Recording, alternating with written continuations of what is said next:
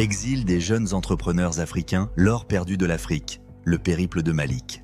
Bamako, mars 2025. Malik, 19 ans, jeune orfèvre, pose ses outils pour la dernière fois. Ce jour-là, il ne le sait pas encore, mais il s'apprête à devenir migrant. Son histoire est celle que je m'apprête à vous conter. Une trajectoire parmi tant d'autres, reflet d'opportunités manquées pour l'entrepreneuriat en Afrique subsaharienne.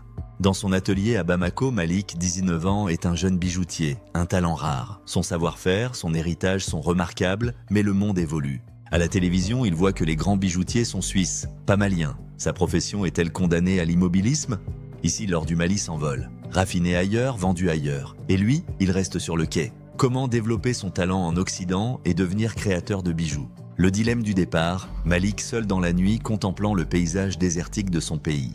Il hésite, regarde une carte déchirée indiquant une route périlleuse. Il ne veut pas partir, pas vraiment, mais il est tiraillé. Entre préserver un art ancestral, gestes transmis, savoir sacré, valeurs enracinées, et répondre aux exigences d'un monde qui avance, qui impose ses codes esthétiques, économiques, symboliques. Pour exister, pour créer, il faut partir, il le sait. Il veut apprendre, s'élever et sublimer l'or de son pays comme ailleurs, en Occident.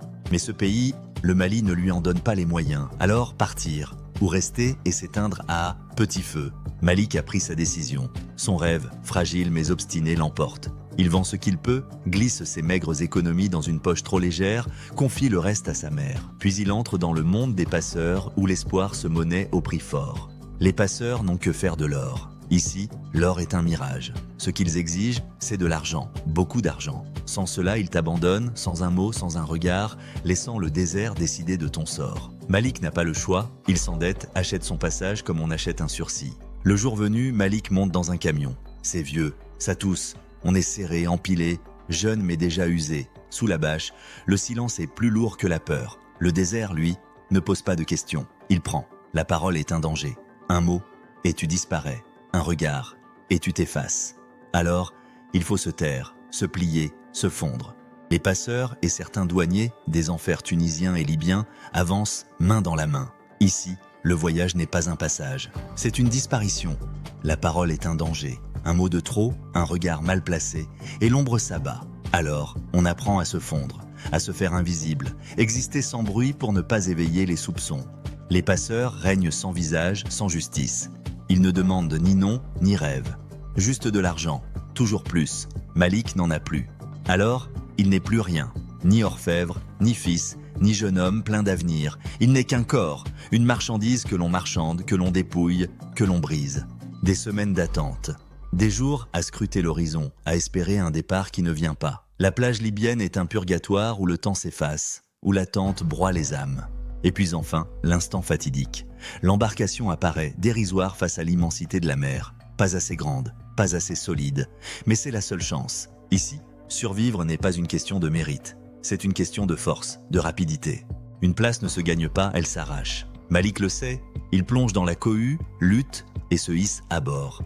Son cœur cogne, son souffle est sourd. Ils sont trop nombreux, le bateau trop frêle. Dans quelques heures, la marine italienne surgira. Mais pour l'instant, il y a la mer, l'inconnu, et l'espoir vacillant de toucher un autre rivage. La fragile embarcation n'a pas cédé, mais elle a été arraisonnée. Malik et ses compagnons sont extirpés de la mer, enveloppés dans des couvertures de survie comme des reliques échouées sur un rivage étranger. À Lampedusa, ils n'ont que quelques jours avant d'être transférés vers un centre de détention. Juste le temps d'être interrogés, classés, étiquetés, réduits à des numéros parmi d'autres requérants venus d'ailleurs. Ils sont là, oui, mais à quel prix ? Malik a survécu. Son cœur bat encore. Mais où est son rêve ? Où est son talent ? Englué dans les vagues, noyé dans l'attente. Encore un jeune qui ne reviendra pas construire l'Afrique, son pays, son avenir. Cela doit changer.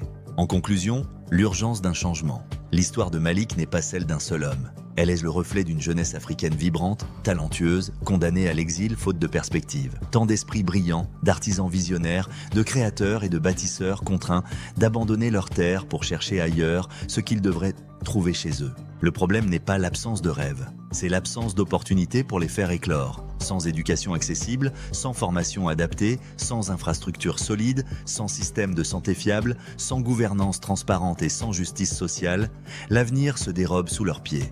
Vous avez un projet d'entreprise ? Donnez-lui vie ici, chez vous. Réussir localement, c'est possible. et vous pouvez éviter les risques nombreux et souvent tragiques de l'émigration clandestine vers l'Europe. Écrivez-nous, partagez votre projet.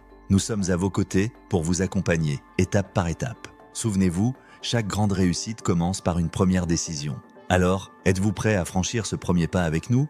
Pour continuer la discussion, rejoignez le groupe Facebook d'Aremtech, témoignages et retours d'expérience pour réussir vos projets. Abonnez-vous, aimez, commentez, partagez et recevez toutes nos vidéos sur l'entrepreneuriat. Écrivez-nous à info@daremtech.com ou visitez notre site www.daremtech.com. Au revoir et à très vite.